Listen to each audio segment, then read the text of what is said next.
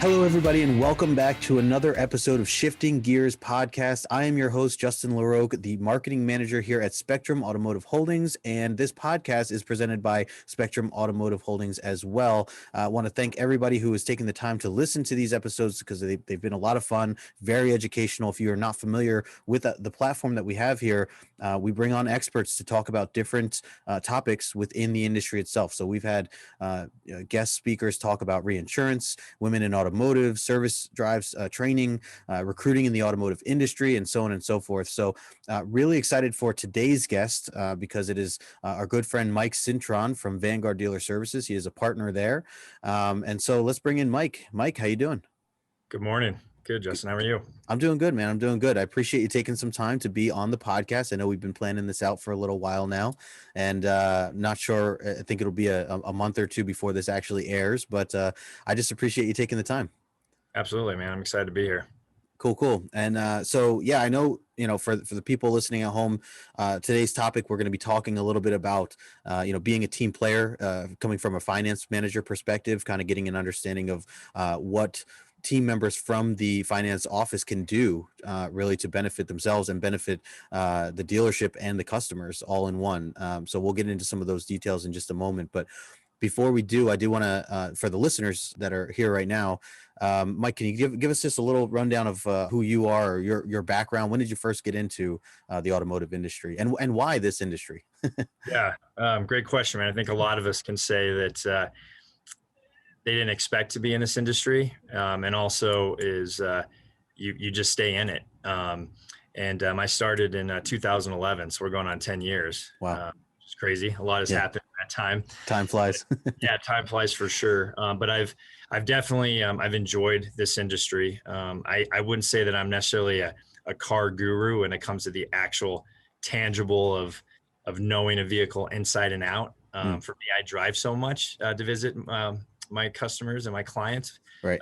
We're in Colorado, so we have Wyoming, Colorado. We drive a lot. We're a lot more spread out over here. Yeah. So for me, it's getting in a safe from point A to B in a safe manner. What I love about the auto industry is the relationship side, and I think that's what's really has held me strong in this business and building relationships, getting to know my clients, getting to know their customers, getting to know the best way to support our clients. And that's what Vanguard's about, is being a true partner with the dealerships. And that's what I love our company so much, is that we provide so much support for our team, but also to be better agents and support tools and mechanisms for our dealerships, and just being able to meet our people. And, this is still a relationship business with even technology out there, and being able to try to cut out that one-on-one interaction. You still have it in the auto business. And that's what just keeps bringing me back, is the relationship side, and being able to build that with our dealer clients and also their customers. Absolutely. I love that. And even just from, some of the things you're saying, I'm sure that's going to kind of tie into, some of the discussion that we have here today, especially focused around the finance team here, just like you said, building relationships and things like that. For those who might not quite be familiar with Vanguard Dealer Services, could you just share, a little bit of what does Vanguard do exactly? Yeah, we're a nationwide agency that goes in, works with dealerships, becomes a true partner, not just one who just comes in, pushes paper, here, you should sell this product.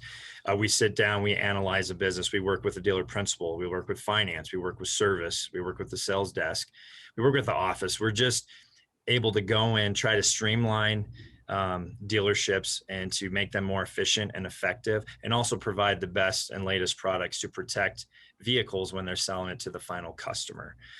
So we like to be known as a true partner into the dealership, where dealers actually ask us for advice, ask us for support in making big decisions when it comes to finance products and expanding their business on that level. Awesome.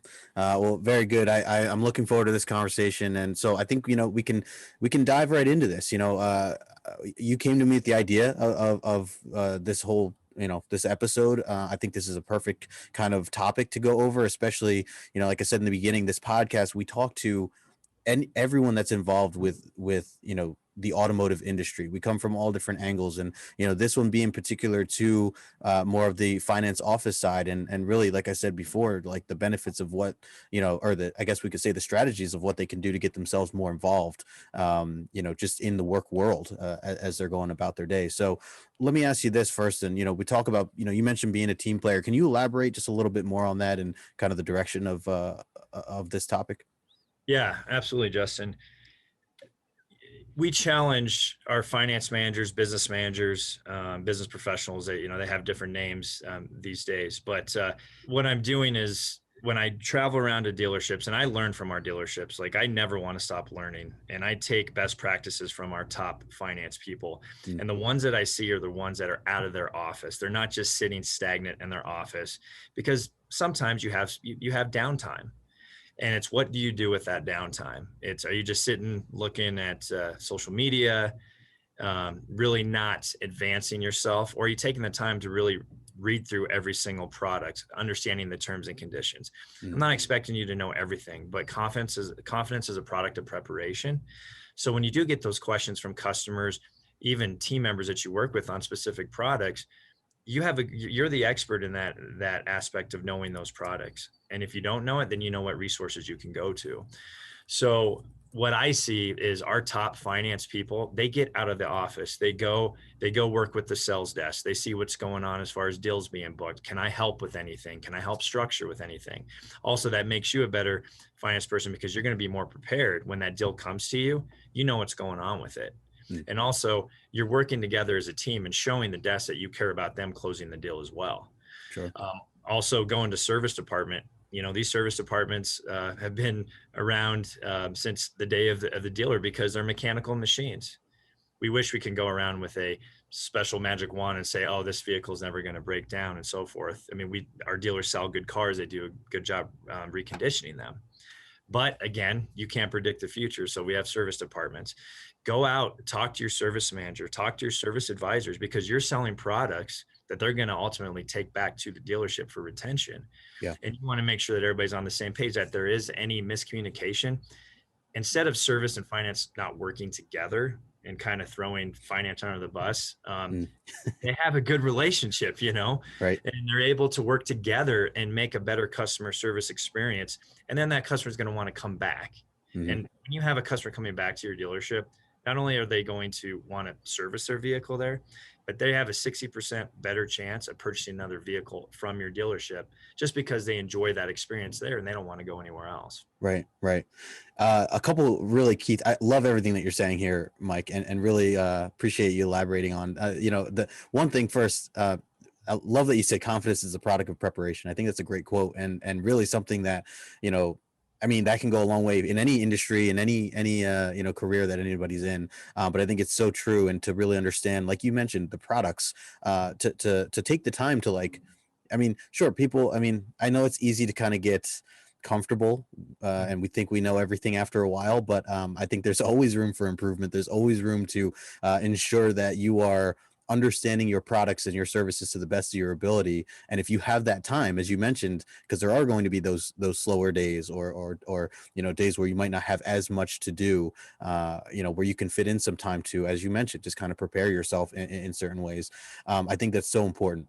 So I like that you mentioned that. Also, just mentioning that, I know we talked a little bit about, football earlier before we went live here, but, it kind of reminds me of, like, it's like you're talking about sales and finance team, like being, they're on the same path of being this, they're trying to get the same thing done. Essentially, they have very similar goals, and obviously it's towards the bigger picture, which is the dealership. And I bring up football because I just think of, like, offense and defense, and, they're in two different worlds themselves. But at the end of the day, like, they want to support each other, they want to understand each other. And I think that kind of ties into what you're talking about here. So, or just reminds me of that. So I think that's really interesting. But so let me ask you this: why is it important to get out of your office exactly? Like, what are some of the things that should push you to do that?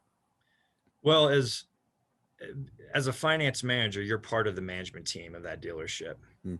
You have a lot of responsibility. Your number one goal is to protect the dealer principal and the interests with compliance and ethics. So you need to be versed on that. Number two is deliver the vehicle to the customer. But whether you have a brand new salesperson, the receptionist, somebody in the office, they're looking at you as a leader. So you don't want to just be cooped up in your office and, oh, we'll take customers back to Mike's office and, he'll handle them. And then he's gone, but we never see him. He's Right. back there. He's doing his thing. I don't even know what he does. There's a lot of people that don't even know what finance people do. Wow. And they have such a big responsibility for that dealership. So they're looked at as a leader. So when you get out of your office, it allows you to build that leadership across many different levels. For example, I tell finance people all the time, build a good relationship with your office, because the staff in your office, they can make or break as far as you having efficient deals, your contracts in transit, as far as getting deals funded. When they appreciate what you do for them and the dealership, they're on your team. So Yeah. they help you with paperwork. They help you with those things that you don't have to do again, and it becomes redundant. It's things that you can maximize with your time in something else, in training, working with your team, working with customers, rather than have to redo paperwork. Yeah. So you're a leader. You are part of the management team. So getting out of the office, showing that you care about the overall goodwill of the dealership, Right. and you pay attention to your team. And so it's just so easy to sit in your office, get on the phone and be like, hey, Justin, bring your customer back to finance. Right. And get up off of your butt. I tell my finance people all the time. Yeah. Plus it's good just feeling wise, go for a walk. I mean, some of my best finance people, they get out, they go for a walk and the lot just to get some fresh air. I mean, sharpening the saw, it just makes you a better person and a better manager overall. So it's not just the overall goal of advancing your dealership and having a better customer experience, but you're also doing stuff for yourself to just, it's good to get out. All of us, you can't just sit in an office all day. It's good to get out, get some fresh air, Absolutely. grab some water, go interact with the people that you work with. And it just shows that you care about the overall goodwill of the dealership and the customer experience. Yeah. And I mean, especially in the world where we're coming out of this pandemic and people were cooped up for the longest time. So, just, I think it plays such a big role as you're mentioning, like to actually be there, like to be in person, to show face, even if you are wearing a mask, like to still physically be there, your presence, a person's presence, it can be felt, when you're in a room. So, I think that is really important. And I didn't realize that you're mentioning that sometimes some individuals might not even be aware of what certain finance office people will do, or what they're and meanwhile they're, like I was saying before, on the same team. They're trying to essentially get the same things done and pass along the same customer. So yeah, I mean, it sounds like that's got to be a must in terms of getting to know even just the people you're working with and connecting with them. So let me ask you this. How do top performing finance managers utilize their downtime? I know you mentioned that you've worked with a lot of different people over the course of time, and I'm sure you've seen a lot of different strategies. You've met a lot of different people that have, different styles or what they do during their downtime. So, what are some of the top performing financiers doing there? Yeah, that's a great question, Justin. There's different levels that those top performing finance business managers utilize. Number one is they hunger for learning. They never stop wanting to advance themselves. I mean, we know that saying is never be the smartest person in the room. Yeah. You always want to surround yourself with smart people. So that's either going online and researching sales practices, best sales practices in this new age. Like you said, we're with the pandemic, there's new ways that dealers are delivering vehicles. There's sometimes customers aren't even coming into the office. So Sure. Look at tools that you can use to have a good conversation with that customer without them coming in. So I've seen a lot of our good finance managers really adapt and evolve. I mean, you have to be willing to change with the times. So being able to give a good menu presentation, and a menu presentation of sharing all your products, not face-to-face, whether via it's Zoom, FaceTime, using different menu tools to have that conversation with the customer. So looking up strategies and best practices to be able to do that. Also learning your products, because things change. Our vehicles are getting more electronic. There's more products out there that are covering a lot more of the computer systems. Really take time to understand exactly what is covered, what kind of costs are associated with that you could be painting a picture for your customer when they are in front of you, of why it's important that they understand what they're either declining or purchasing. Another thing too is staying up to times on ethics and compliance. As you know, in this industry, it's constantly changing. And there's a lot of different paperworks in different states. I know Colorado, where we're at, it's crazy with taxes, and things are constantly changing. So be well versed in that, because your goal is, number one goal is to protect the dealer principal as Mhm. far as ethics and compliance. So you want to make sure you're doing things right. Sure. So don't be afraid to continue to verse yourself on that, because it's never ending. Yeah, Um, absolutely.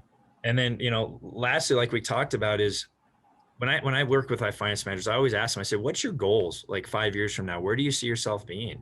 And some of them just say, hey, I want to continue to do well in finance and build my team up here. And others say, I want to be a GM. I want to be a GSM. So when you get out of the office and you're working with your entire dealership, you're building your resume, and you're also building a network of relationships, like we talked about. Mm. Not just relationships with customers, but also internally in your dealership. And you're showing that you care about the overall good of every single individual that you're touching, communicating, and meeting with in that dealership.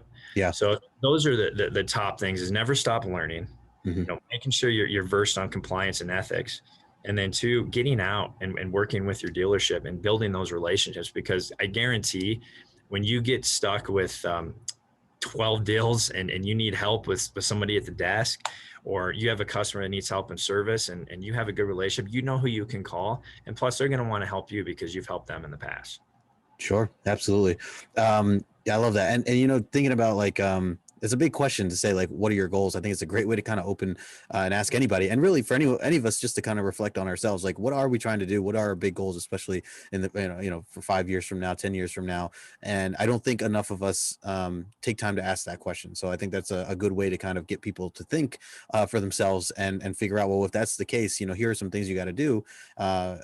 Continue learning, as you mentioned, and building the relationships. It sounds like that is so key to a lot of this. And I know as you're talking about this, I have here in my notes.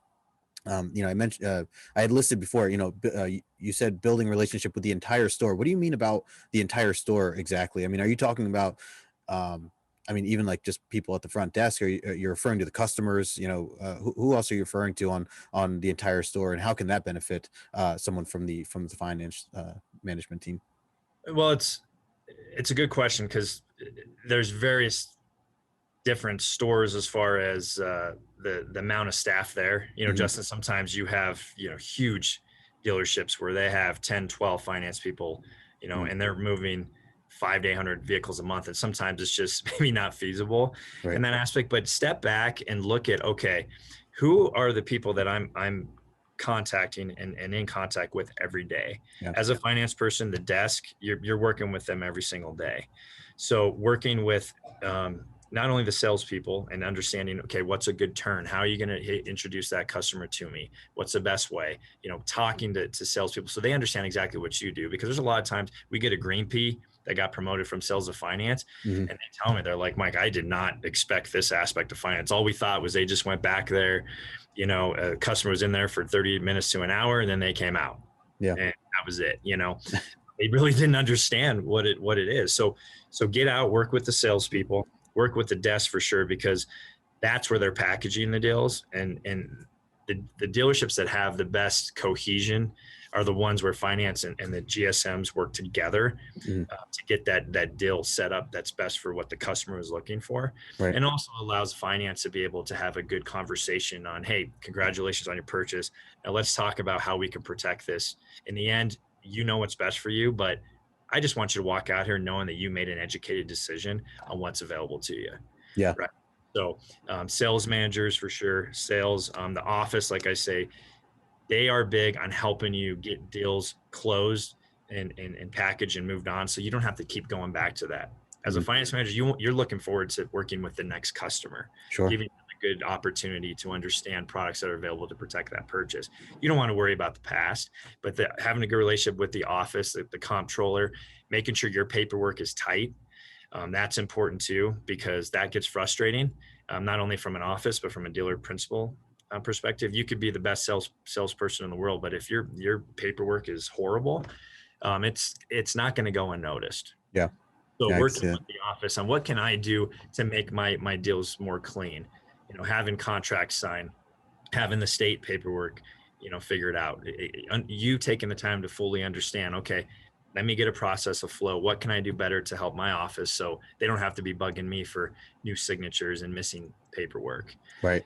And then service, like we talked, is customers bring their vehicles into service. And sometimes, a lot of times, they're using the products, vehicle service contracts, key replacement, tire and wheel coverage that are back at your dealership. So you want to work with new service writers so they understand, okay, when a customer comes in with a contract, they're not just like, oh, I've never seen this before, I don't know how to use this. Like making sure that your service knows the products that you're being sold. And then if there's any questions, hey, come back to me. I'm the person that went over it with the customer and also sold it to them. So yeah, I'm here to help out. But those are the key employees that you need to make sure you have a constant relationship with.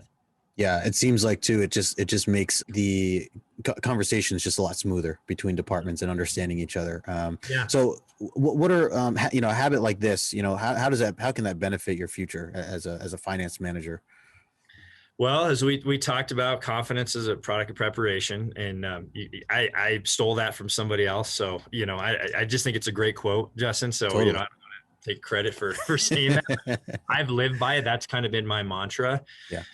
Is when you're building a process and you're constantly going out and out of your office, talking to customers, talking to the teams that you work with, the sales, the office, service. It's like, I love to golf. I haven't golfed as much with work, and my wife just had her first kid in August, so you know how that is, having a little baby. Which nice. But, congratulations, by the way. Thanks, man. But you look at golfers, some of the best golfers in the world. Like John Rahm right now, he has a process. Every time he sets up to a golf shot, it's the same routine. Same thing with this is when you go into your dealership and you know that you're going to talk to sales about, okay, what deals do we have going on today? When you talk to office, is there anything hung up that we need to get done for me so we can get these deals funded so customers can enjoy their vehicle? We get funded from that from the bank. We can move on. Let me go to service. Is there any complaints going on with products? Is there any holdup in any service contract work? Is there anything I can help with? You build that process, and then you're going to get more confidence because not only you know what you're doing, but you also know those people you're working with, and it's easier to work with them. Yeah. So that's a good habit to build, is a routine. Like we talked about, like with John Rahm and building routine, is you want to build a routine. You want to get out of your office and also interview the customer every single time, whether it's a full interview when you have time to go over paperwork, title information, customer name, address, all this pertinent information, or if it's as quick as, hey, Justin, it's swamped today. Congrats on your purchase. My name's Mike. I'm the business manager. I'm going to be helping you with your paperwork. I know you're ready to get out and drive your car. Just give me about 20 minutes. I'm going to go get your paperwork together, and I'm going to come and get you. Do you need a water? Do you need anything? Is there anything I can answer for you before I, go get your paperwork done? It just breaks down that ice of, breaks the ice of the customer knowing who you are and knows where your office is at. Yeah. So building those habits, it allows you to know, okay, this is what I need to do. These are my fundamentals, because as we all know, is in anything, and I do it too. Sometimes if I'm working with a dealership or prospecting, if I feel it's a slam dunk deal, but I skipped a fundamental prospecting part or researching products or learning their team, and I think I had it, then it falls through. I look back and I say, man, I missed this. I stepped away from my fundamentals, and this is why I didn't get it. So those habits are building a good future for you. And you can take that as you get promoted as well. As if you, let's say you don't want to be in finance anymore and you want to move to GSM, you know where finance is coming from. So you can work at challenging that new finance person to get out of the office, or in turn, you go see them and work with them. Right. I love that. And I love the comparison, Mike. I recently just got into golf, like pretty seriously. Like I'm loving the sport. And so it's funny that you bring that up. And I had recently took lessons not too long ago. So I totally understand like what you're saying about, the routine and, getting the, your same swing down again and again, very similar to what you're saying here in the finance world, and being able to approach whether, it's the customers or the team that you work around or work with, and just kind of have that same check-in routine, the same conversations, going over the same types of products box and making sure everybody has the same understanding of where you come from and what you're trying to do. I think that's all huge when it comes to this stuff. So I think it's great, great points that you're making there. And we will have to talk golf later for sure. So with that, I want to ask you one more question before we kind of wrap up here. And it's really more of just from a perspective of, let's say someone is brand new to being in the finance world when it comes to the dealership, maybe just a new hire or someone who doesn't have as much experience right now and is just getting their feet wet as a finance manager or business manager of some sort or some level. Any general one piece of advice that comes to mind for you that you'd give that person if you had the chance? Yeah, I would say don't be afraid to ask questions. I think a lot of times, this business, there's a lot of egos involved and pride, and don't be afraid to ask questions. Talk to the other finance people, talk to the sales managers, talk to the office, because when you show that you want to learn and you ask questions like, hey, Justin, can you go, let's say you go to the office manager, you say, I know we're missing some paperwork on this deal. I really don't understand what's going on with this paperwork. Do you have a moment to kind of go over with me? Because I want to learn that next time I know what I'm expecting. Everybody I talk to, they say, hey, if, whether it's a dealer principal, whether it's a GSM, whether it's a finance director, whether it's a GM, they're like, if I have somebody that is coachable and somebody who's willing to ask questions and learn, then that's great. Don't be afraid to ask those questions. And also, working with us and your partners, your agent and Vanguard, that's what we do is we're the ones that are working with your dealer principals and your GMs to provide the best products for that dealership. So we know the ins and outs of those products. And trust me being in this business 10 years now, we still have things that come up that I never would anticipate. It's just part of experience. So what do? I ask my mentors, I ask my managers and say, hey, I've never experienced this. What give me some advice. How can I handle this situation? So the number one thing is don't be afraid to ask questions, utilize your resources because they are there. You have plenty of resources there. It's just a lot of times we're not mind readers. Your managers aren't mind readers. You may look like you have the confidence and all that, but don't be afraid to ask. All it's going to do is make you a better team player. I love that. I think that's great advice. And I totally get that too. Because the automotive industry can be very intimidating depending, where you stand and kind of the experience you may have or not have, stepping into a dealership. So I think it's great advice to just, like you're saying, like, don't be afraid to hold back and really ask those questions, getting an understanding. It all goes back to, the preparation that you're doing and getting to understand everything else. So it's going to do nothing but just benefit you more. And your team's going to appreciate that, which is going to in turn grow, your relationships and things like that. So I think that's great advice. Mike, this is awesome. This is a great conversation. I'm really glad that we had it. Before we wrap up here, let the people know where they can get in touch with you. Yeah. If you ever want to get in touch with me, please feel free to reach out on LinkedIn. I'm on there and build it. It's always great to build networks there. And then also you can reach me on my email. It's mcintron, so MCINTRON @ezvds.com. Perfect. And Mike, I'll make sure to put all that information in the description below for those who are listening to this on the website or on our YouTube channel. Other than that, man, this has just been awesome. I really appreciate your time and doing this talk with me. We'll have to have you on again for sure, because I know you're a knowledgeable guy and have a lot to bring to the table here as you have today. So would love to pick your brain some more on some other topics down the road as we set that up. So thanks again for being here. Of course, Justin. I'm always learning too, man. So it's great to be on here and to talk to you and also to listen to the podcast, because I love to learn from previous people that you've had on this. Awesome. All right, Mike. Well, we'll talk soon then. All right. Okay. Thanks. Take care. And there you have it, folks. Another great episode wrapped up in the books. Appreciative of Mike Cintron coming on board here, one of the partners of Vanguard Dealer Services. Again, if you guys are not familiar with Vanguard Dealer Services, I put all the information in the description below, vanguarddealerservices.com. And also, as Mike mentioned, you can get in touch with him, Michael Cintron, over on LinkedIn as well. I'll put the link down in the description as well for that. So again, thank you all so much for taking the time to listen. If you have any questions or concerns, you can reach out to me here from the podcast perspective. And of course, you can reach out to Mike as well on any of the topics that we just talked about here today. So please do so. Quick reminder, we are on all the social platforms. So make sure that you follow us over on Facebook, Instagram, LinkedIn, and Twitter, as well as YouTube. Starting to grow the channel over there. So if maybe you're watching it here on our YouTube channel right now, take a moment, subscribe to the channel, hit the like button as well. We appreciate it. All right, so we are going to get out of here. But until then, I will catch you on the next episode.